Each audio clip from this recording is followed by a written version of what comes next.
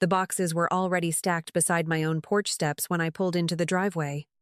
My name written across the top lid in thick black marker. Just Ren? Nothing else. My brother Miles stood next to me with creek mud still drying on his boots. Because I had texted him and he came without asking me a single question. My husband was up on the porch with his arms folded, and the woman beside him held a manila envelope like she had every right to be the one holding it. What neither of them knew, in that last warm hour of the afternoon, was that the water running through Grant's brewery every day did not belong to him. It belonged to me, and he had no idea. Grant did not hand me the papers himself, which is the part I kept coming back to later, because Suttonvale handed them to me instead. That one small thing told me more about 10 years of marriage than 10 years of conversation ever had. "I filed months ago," he said, and his voice came out flat, the voice he used with vendors who ran late. "I wanted everything prepared before we talked." Prepared. Like a permit. Like a shipment. Like something you schedule around the season. Sutton looked me over the way she probably looked over a bad title report. Patient. Unhurried. Already finished with me. "You've spent 10 years sitting in a room full of dead people's paperwork," she said, "and you've been quietly pulling him down the entire time." Grant studied the porch boards under his own feet and said nothing at all. That silence told me he had heard her say it once before, somewhere else, and had not corrected her then either. She tilted her head, almost pleasant about it. "Pack your bags. This house has no room for a leech." Across the fence, Dot Ferris put down her hose and stopped pretending she could not hear us. Miles went rigid beside me, his weight shifting toward that porch, and I laid 2 fingers on his wrist and held him where he was. 10 years of swallowing things had taught me exactly what my hands do when I finally decide to stop. So I did the only thing that made any sense to me. Standing on the steps of a house they had already packed me out of. I smiled, and Sutton's chin came up.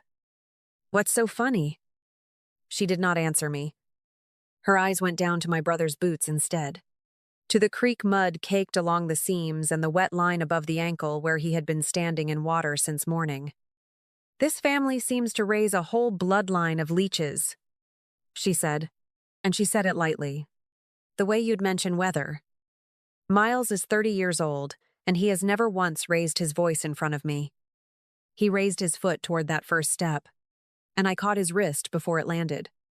"Say it again," he told her, and his voice came out low and even, which was worse than shouting. Sutton did not blink. I said what I said. I watched my husband then, because that was the only thing left worth watching, and Grant looked out at the driveway like a man waiting for a delivery. He did not defend Miles, and he did not defend me, and he did not tell her she had gone too far. That was the part that finally went cold in me. People do not show you who they are with what they say. They show you with what they let stand. Grant had stood on that porch and let a woman call my brother a parasite for having mud on his boots, and he had not spent one word to stop it. 10 years of my life, and he could not spend one word. Behind us, Dot Ferris pushed her gate open and walked right out into her own front yard. "Grant Bellamy," she called across the fence. "You let her talk about that boy like that?" Nobody on the porch answered her, and Dot did not leave. She just stood there in her gardening gloves with her arms crossed. 68 years old. The only person on that entire street who opened a door.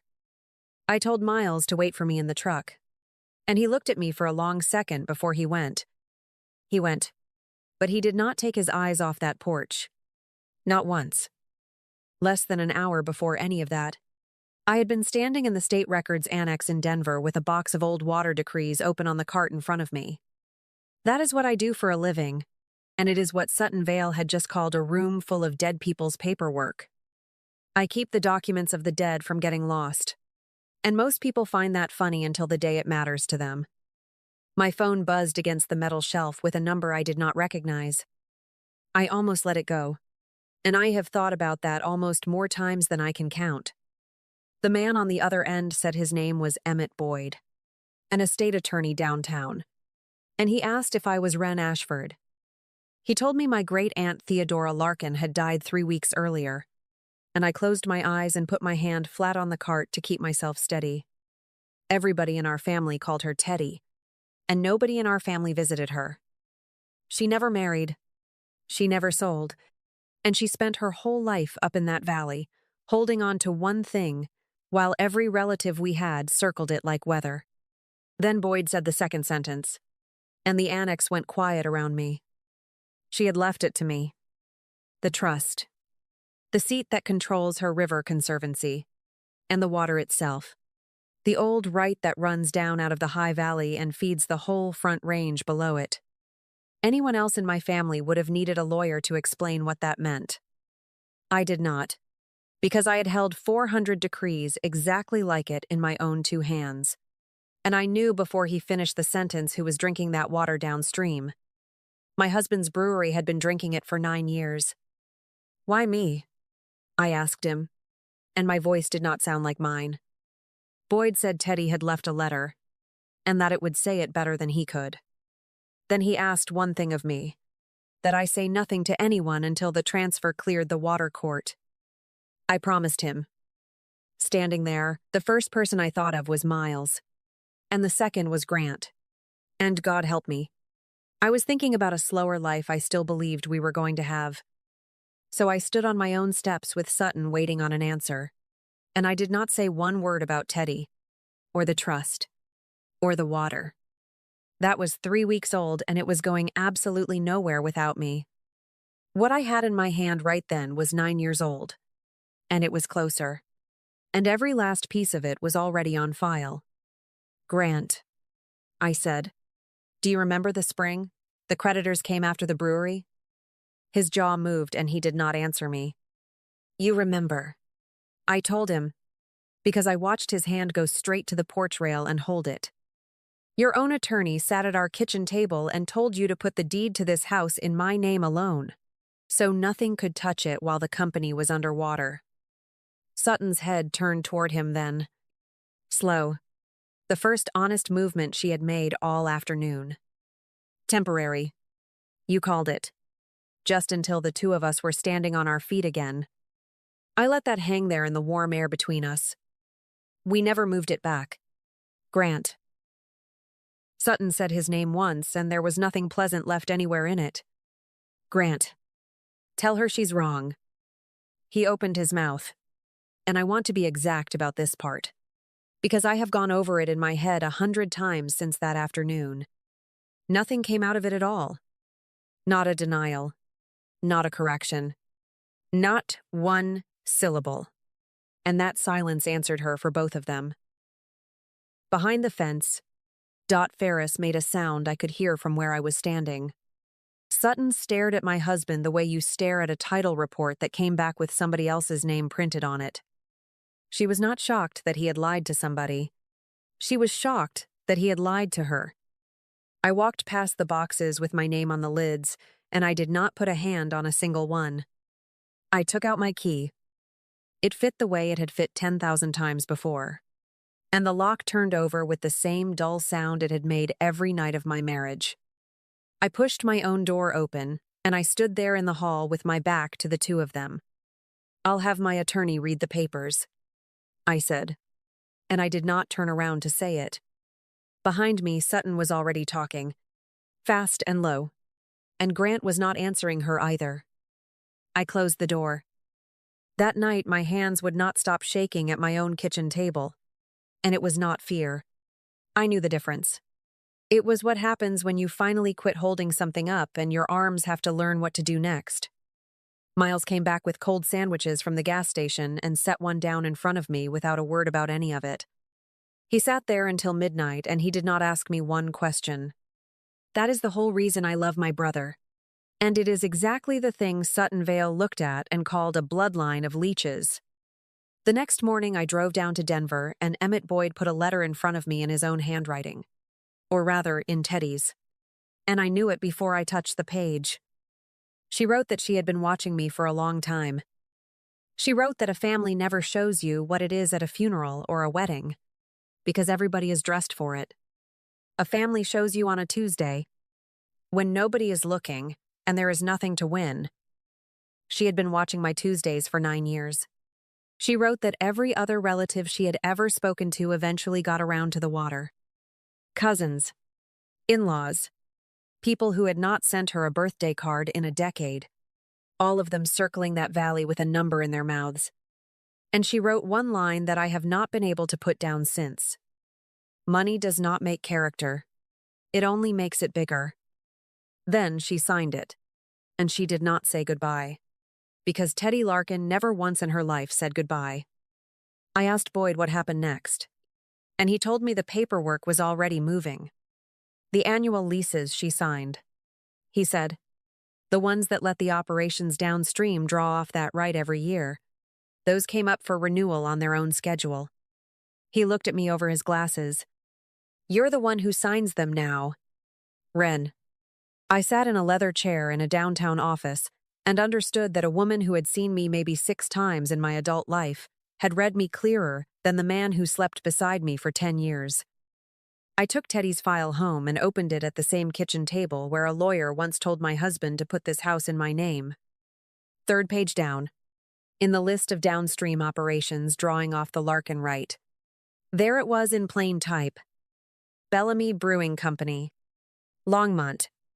Renewed every year for 9 straight years at a rate no working brewery in that county could have gotten anywhere else.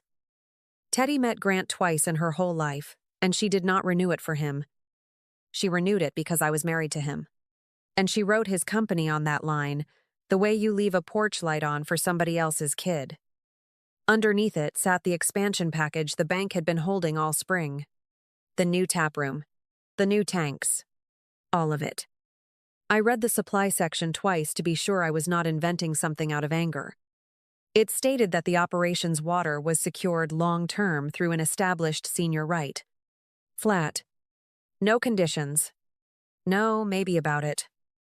The broker who prepared that package and signed her own name at the bottom was Sutton Vale.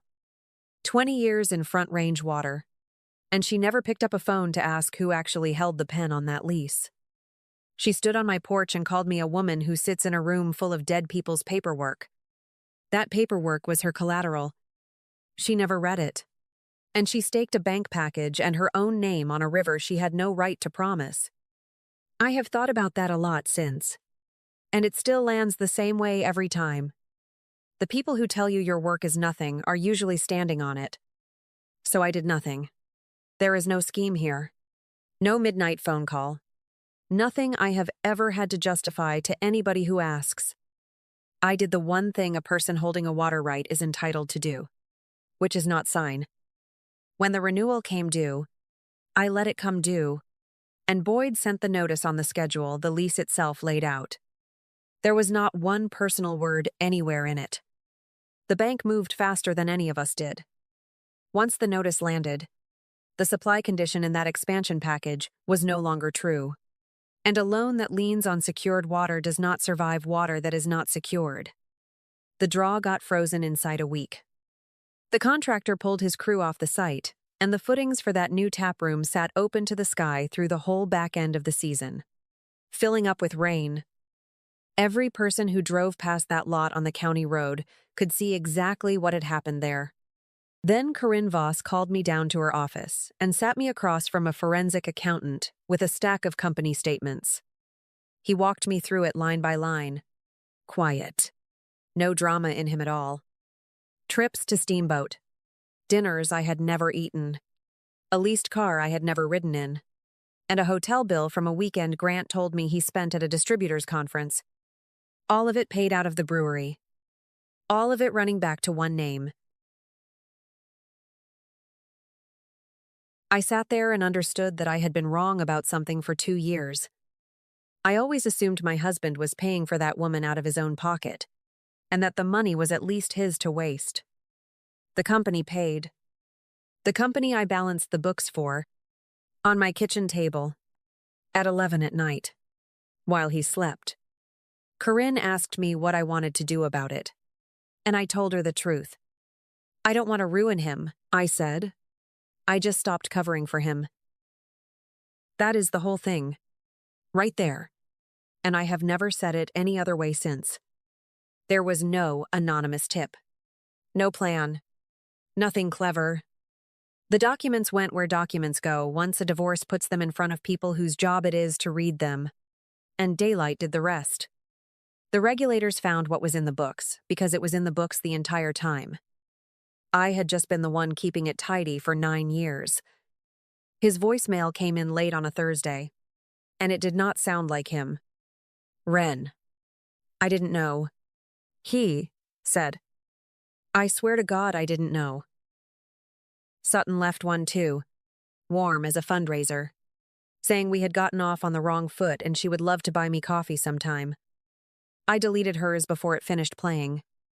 Then the letters started coming, actual handwritten letters in his hand. 3 in 1 month. And I sat on my front steps and cried over the second one. Not because I wanted him back. I want to be very clear about that. Because I finally understood the timing of it.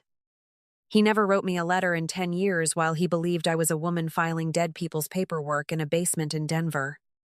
He wrote them after the story came out. Grant sold the brewery for less than the tanks in it were worth. And the buyer took his name off the building inside a month. He works a creek restoration crew now, out in the water from 6 in the morning, doing the actual thing he printed on his labels for 9 years and never once did. Sutton lost her book of business. Because Front Range water is a small world and every operator in it eventually heard whose river she had promised on a bank package she signed. She had also put her own name behind part of that loan, and she is going to carry it a long time. Nobody ran her off. She just stopped getting called. Miles runs the field side of Teddy's conservancy now, and for the first time in his life he has a job that does not end when the season does. He hired 2 of the guys he used to work beside. Dot Ferris still comes over the fence with tomatoes she cannot use, and she still calls me my girl. And she is the only person on that street who ever opened a door. I kept the house. I kept the water. Last fall, I stood in the creek on Teddy's land with the cold coming through my boots and my hands full of nothing at all. I have not felt that quiet in 10 years. A man from the county fisheries office was working the far bank, and he asked what I was smiling at. And I told him I honestly did not know. That was 2 years ago, and he is patient. And he is kind. And he has never once asked me what anything is worth. He just asks how my day went. Thank you for staying with me through all of it. If there is someone who stood quietly beside you through the ordinary years, tell them tonight. I found my peace, and I found something gentle after it, and I hope the same finds you. Stay close. I have more stories coming.